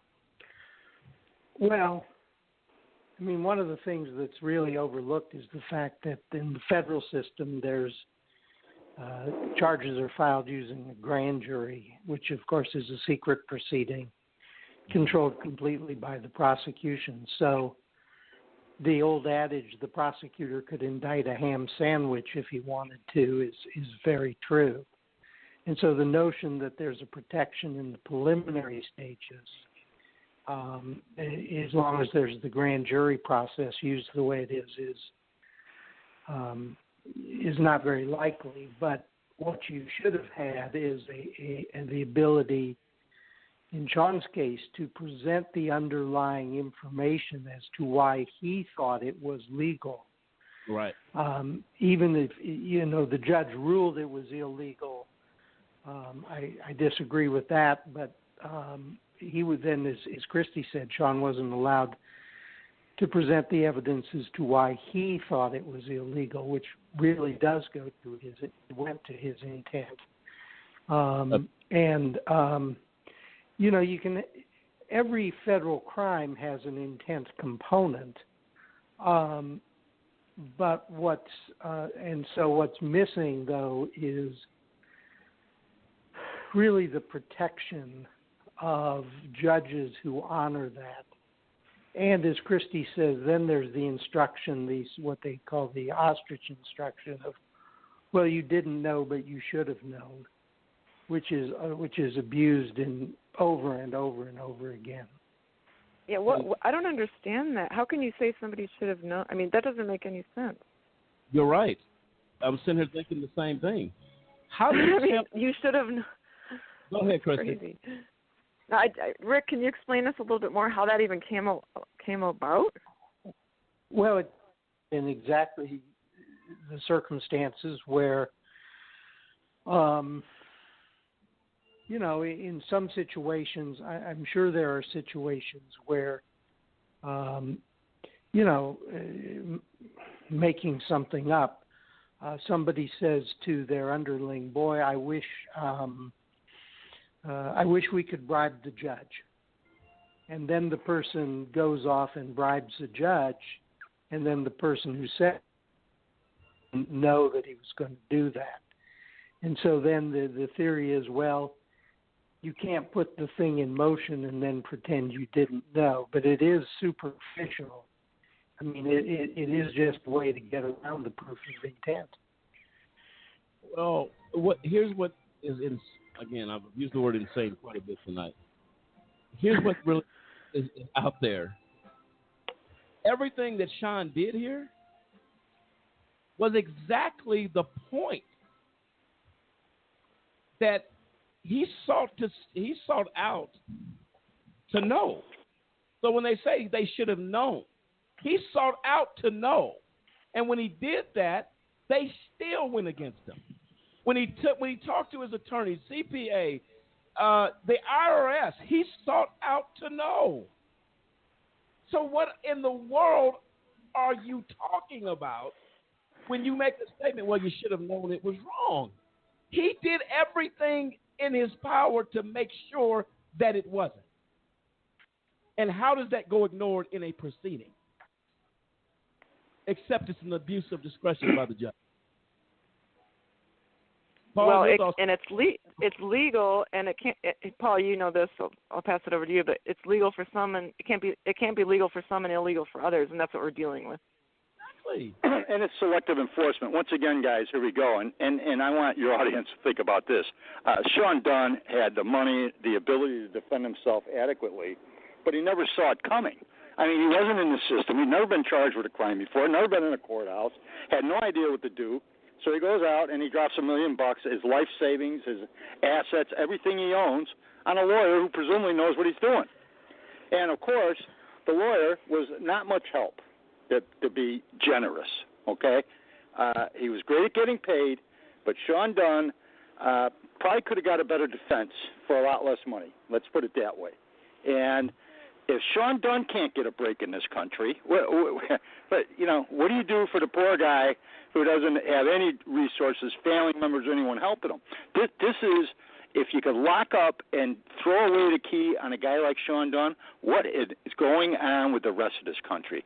Because 90% of the criminal defendants that I dealt with in my life, they don't have those kind of assets or basic education, understanding, ability to read and understand law, the ability to go find a good attorney, trial team, put together something. If Shawn Dunn can't get a fair break, guys, what is going on everywhere else? And let me mention this whole judge thing. Most judges are the third prosecutor in the room. I'm going to say it. Richard may or may not agree with it. He has felt the wrath of some crazy judges himself personally. So he knows what I'm talking about. Judges take a position often, it's the same as the government. So you're not only dealing with the prosecutor, the U.S. Attorney's Office, and the FBI, DEA, IRS. You're dealing with a judge who's got a lifetime appointment, can't be fired unless it's something seriously criminal, and he can do pretty much whatever he feels like doing. And as we see in this case, Shawn Dunn wins in the Supreme Court, and is still no justice. Think about that. He wins in the Supreme Court, and there's still no justice. He still sits.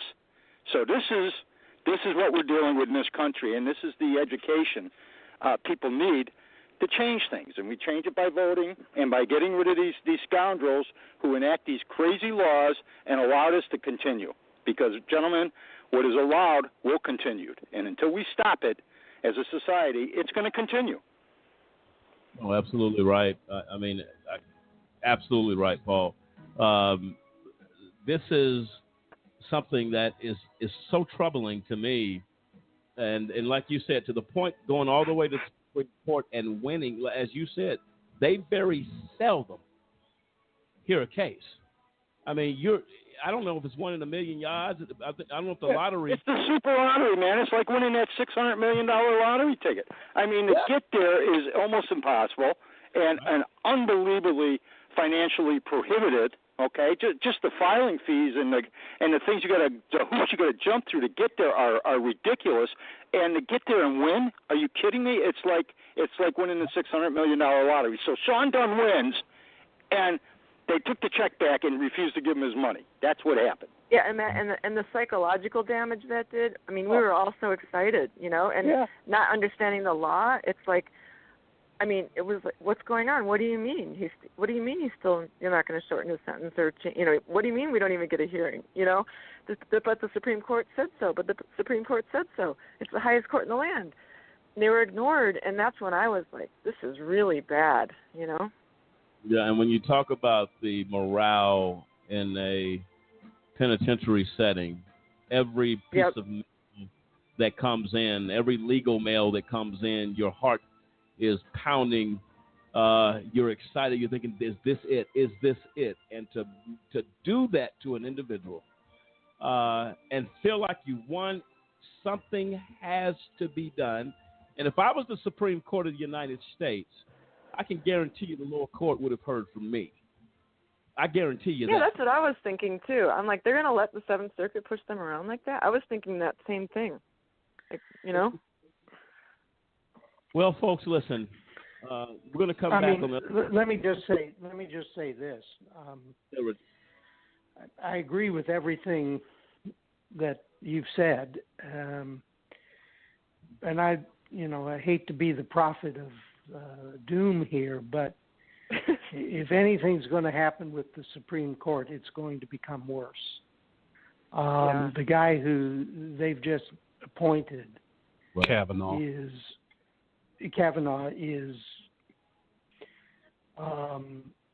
an outlier. He is at least far to the right on criminal justice issues. And the notion that a change is somehow going to make it better is pretty fanciful. The Supreme Court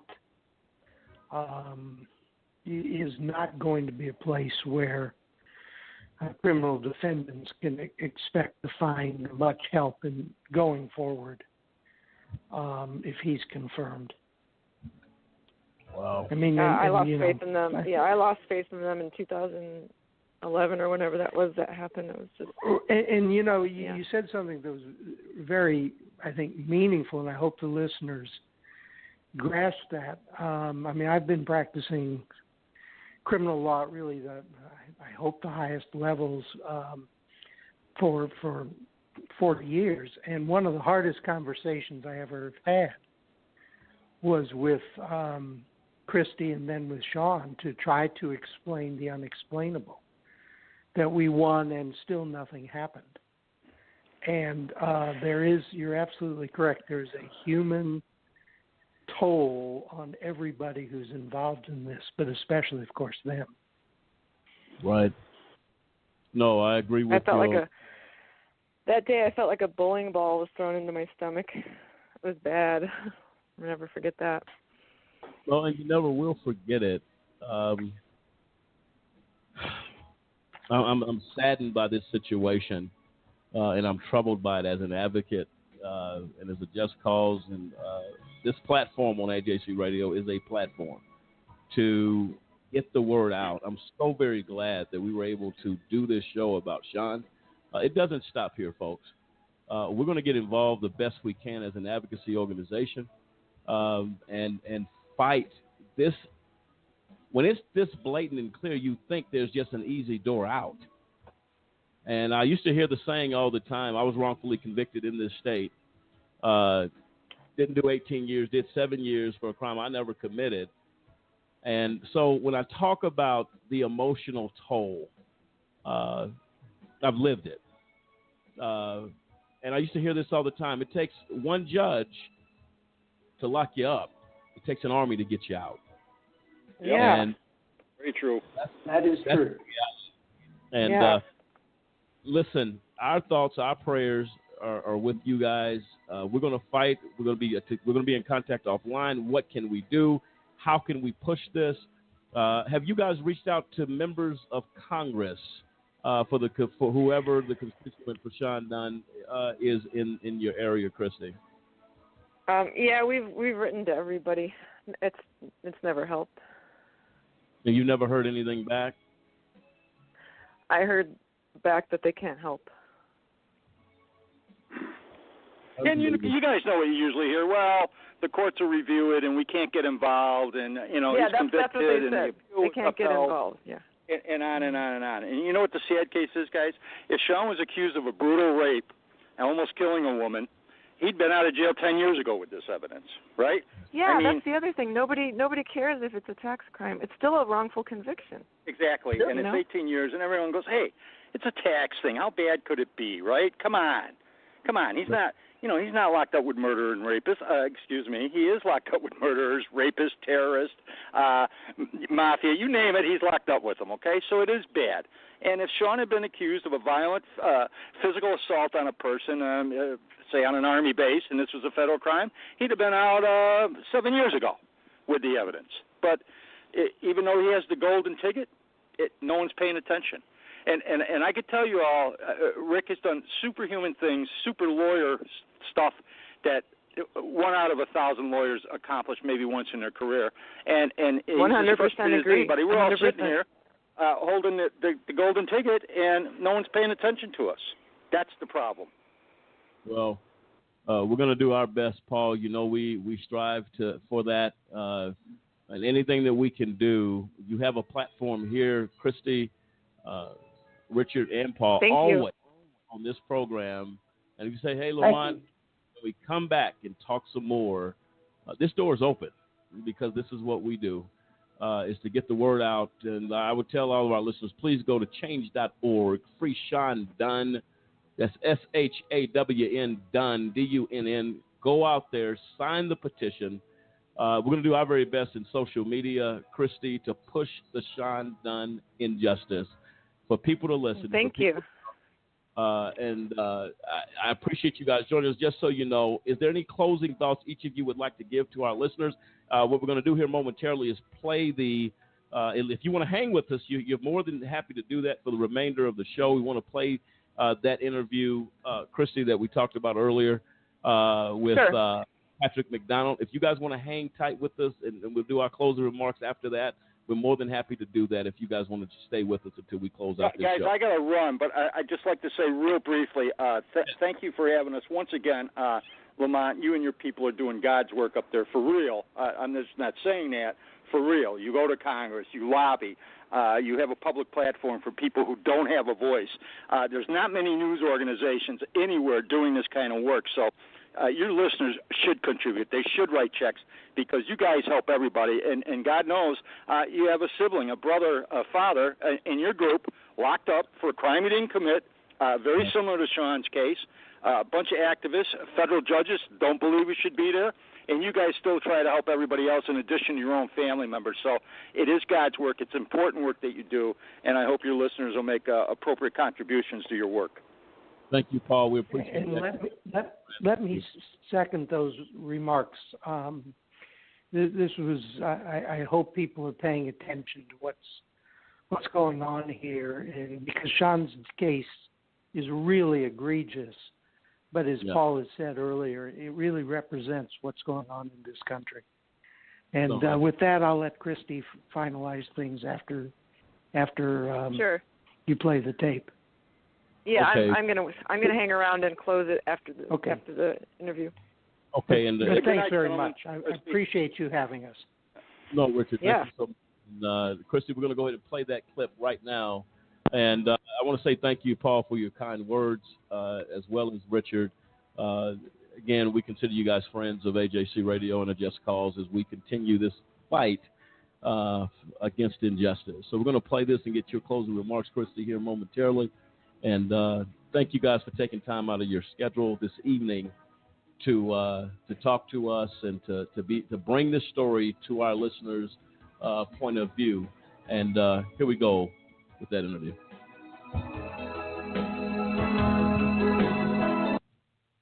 So Shawn Dunn is your brother and was used as a prosecuted scapegoat for a financial product he sold that was declared legal several times and was used by corporations to pay zero tax.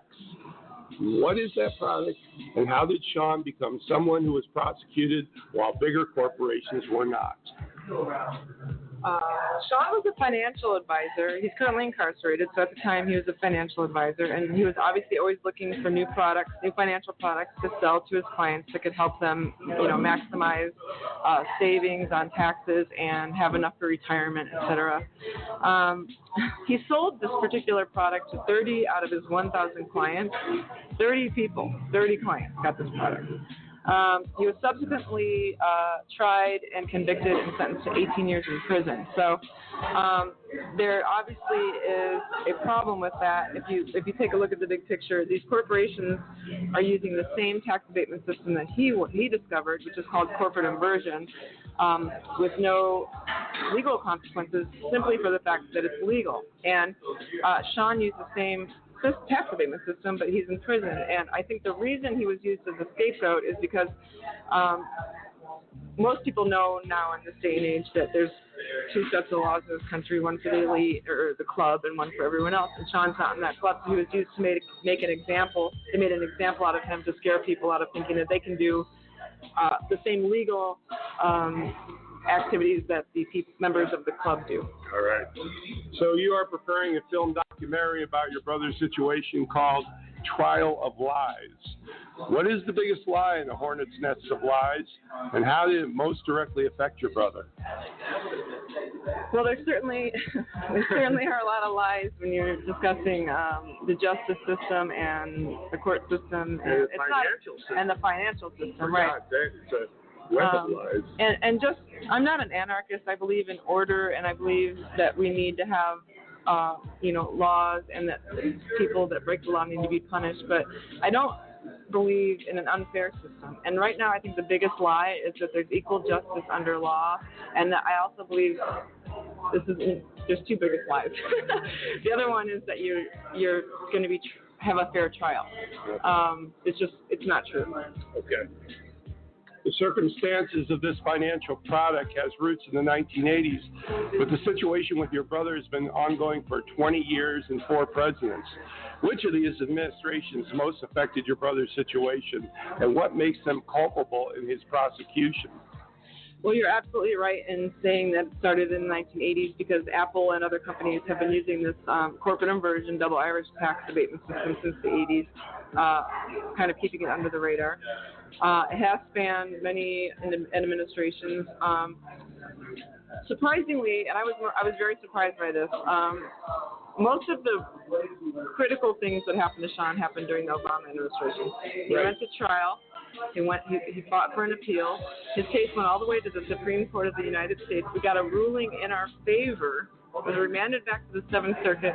They still decided to keep him in prison with the same sentence when they had an opportunity to say, okay, you've already served 8 years, this sentencing was wrong. They kept him in willfully. And now we're in the final phase, which is the habeas corpus, which that also starts with Obama. But I just want to say, I did try to get pardon from Obama, and I had written him a letter, and I had a forensic tax expert who did a 6-month review of the case, and she concluded that he did not break any laws, nor did he have any intent to break the law. So there was absolutely no reason for Obama not to pardon him, but he's still in prison. All right. You, your brother, and your family have been living with this sentence for the past several years. At what point did you attach yourself in the pursuit of truth, and what has personally happened to you when you decided to go down this rabbit hole? When something like this first happens to you, you spiral into a state of confusion, because we believed in the system. So we were almost. I remember the first time my brother called me from jail, we were like, oh, there must be some mistake, because we went to trial and we believed in the justice system. We believed in the jury system, and we thought when they see the facts that they'll be able to see the truth, which is that he didn't have intent and didn't have any intention to break the law, and B didn't. When I went down that rabbit hole, it's depressing. Reality is depressing. So if you want to, what happened to me personally, I got depressed, kind of isolated myself. Yeah. And this was the most frustrating thing until recently. look. When I would tell people about it, it's like, oh yeah, right. He must have done something wrong. He got 18 years in prison. Right. I was so sick of that. It's like, no, he didn't. And unless you've gone through it, there's no way to know. And so I can't fault people for, if you believe in a system and you watch Law and Order or NCIS or whatever, you think it's fair, And so unless you've experienced it firsthand, you don't know. And so I'm not faulting people for having that look in their eye, but now people know. So finally people understand and they're here to help. Very good. The circumstance of your brother selling a financial product to ordinary Americans that U.S. corporations take advantage of with no problem speaks to the two sets of rules in individual taxation versus corporate loopholes. In your opinion, how does this keep destroying the notion of both legitimate taxation and individual rights? Well, everybody knows our tax system is a disaster. It took me a lot of time to understand what was going on, and I actually studied the tax code. Like, I can't believe it, but I was reading the IRS manual to figure out what was going on. Jeez. I studied trust. I studied, and now I really know a lot. So I won't get into the details, but there are two sets of systems, and you stop and think, why is the tax system so complicated? Right. Only one reason. So that the people who can afford the fancy $500 an hour accountants and lawyers can take advantage of quote-unquote loopholes while everyone else can't. A. B. Everyone else doesn't make enough money to even take, you know what I mean? Like, you just fill out your whatever 1099 or whatever, So in terms of individual rights versus legitimate taxation, I think that's kind of an oxymoron. I think that the system is just set up to benefit a few. I think that the corporations using this loophole did not break any laws, and so, Donald Trump had set up something recently for them to be able to repatriate the money back into the United States without getting a huge penalty, which I thought was a good idea. Otherwise, the money would stay out on the islands or wherever it's stashed forever. But I think the whole system needs to be changed. Even Donald Trump knows that he maximizes his tax loss by his creative use of the legal loopholes. So. Okay. So with the Trump administration, what has been the most recent developments regarding your brother's sentence, and what strategies are you focusing on with Donald Trump's new presidential paradigm? The most recent developments for my brother's case are that we're in the final stage of appeal, which is habeas corpus. Most people don't know what these things mean. So the 2255, which is where it's the final stage where you get to look at your trial and you say, this is what happened. This wasn't fair. Okay. So basically the government's on trial. Like, they're the defendant, Gotcha. So in the terms of Donald Trump's administration, he's been very vocal about asking people to tell him about people who've been treated unfairly by the justice system. And so I am going to reach out to him and share this experience that I've had and my brother's story. Serving 18 years after you go to trial and you're willing to fight back because you didn't do anything wrong. I mean, guilty people don't normally go to trial. There's too much to lose, So there was no, quote unquote cooperating. There was no plea bar. He just fought. He fought back. And so I think President Trump will respect that. And he was treated very unfairly. And if anyone deserves a pardon, it's my brother. Wow. So as a producer, your film has to tell the story simply and directly. What techniques do you hope to use to tell your brother's story and in turn tell the American public about the inequality of taxation? I think taking people into the courtroom and reenacting what happened, because people don't know what happens really in a courtroom. I think showing the love that I have for my brother and a family that's fighting and what it takes and all of the disappointments you encounter, along the way, but never giving up.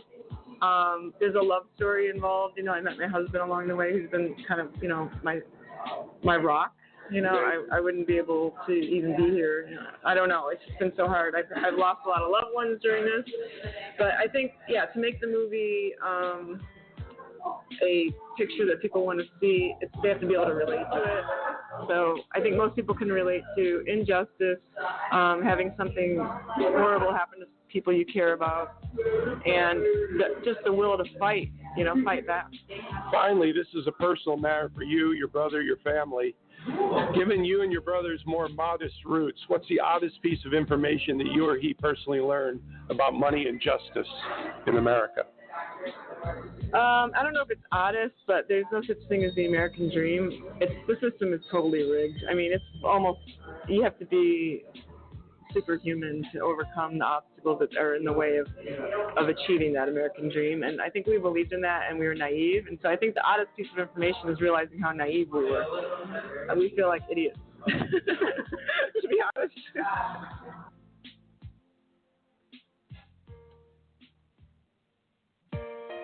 And there you have it. Kristi, thank you so much for joining us. That interview I thought you did a great job. Thank you. We're here for you, and whatever we can do. Your closing thoughts, Kristi, you want to tell our listeners? Well, what I would say is, if anything you can do to help, if you hear of anybody in this situation, not just my brother, anything you can do to help change things, even if it's the smallest thing, do it. Because the system will never change if we all don't get together and make a change collectively. That's A. And B, never give up. If you have a problem like this, we just have to keep fighting. We have to stick together, and we have to just, we have to make it happen, just to be strong. Well, listen, thank you, Kristi, for joining us tonight. We're going to be putting some stuff online. Our social media team is going to be pushing some stuff out. I want to thank you for taking time, spending the evening with us. I think it was important to get that interview in. We'll be in touch offline. We are here. Let's join together and fight to bring Shawn home. And we're going to do our very best to do whatever we can at AJC and at Just Cause, okay? Okay, well, thank you so much for having me. Thank you very much. You have a good rest of your evening. We'll be in touch. Okay. All right, bye. And there you have it, folks. The injustice of Shawn Dunn. I guarantee you're going to hear more about this. Until next time, America, good night.